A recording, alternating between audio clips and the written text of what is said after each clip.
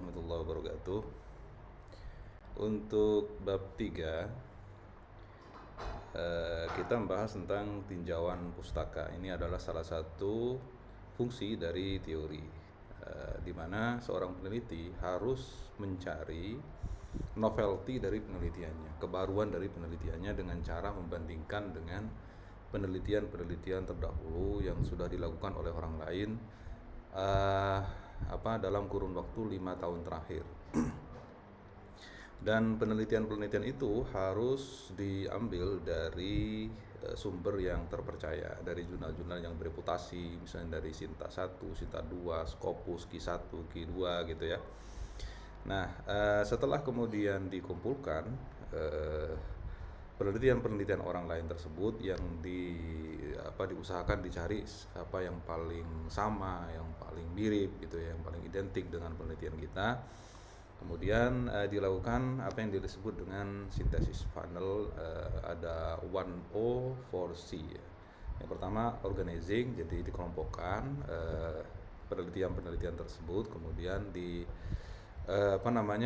compare ya, dibandingkan, dicari kesamaan-kesamaannya, kemudian di contrasting, dipertentangkan, dicari perbedaan-perbedaannya, lalu critiquing, dicari kira-kira di sisi mana yang benar-benar belum disentuh oleh orang lain, lalu connecting, kita masuk di dalam ruang kosong tersebut. Itulah disebut dengan research gap, yang menjadi justifikasi atau penguatan mengapa riset kita itu menjadi sesuatu yang sangat penting untuk dilakukan.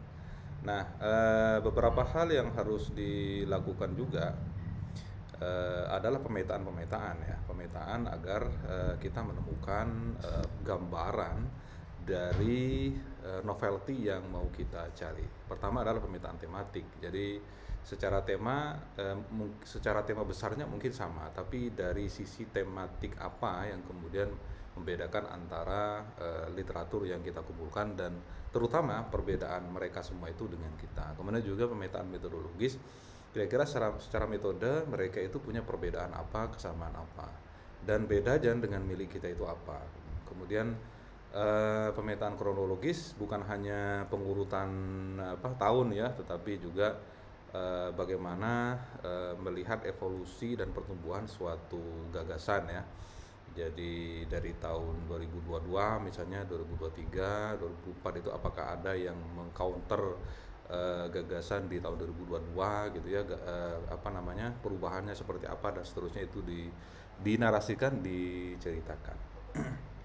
Nah, dengan begitu kemudian maka kita dalam meneliti memiliki peta pengetahuan yang kritis gitu ya. Jadi kita bisa mengetahui what is known, jadi apa yang sudah diketahui oleh orang banyak peneliti yang lain gitu ya, dari tema yang mau kita teliti.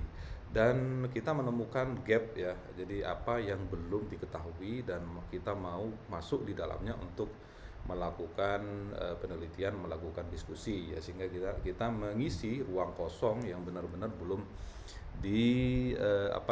belum dikritisi oleh orang lain. Nah, inilah yang disebut dengan novelty atau kebaruan. Oke, saya kira itu untuk bab 3 ya. Ada satu hal lagi ya tentang di bab 3 ini, yaitu mengenai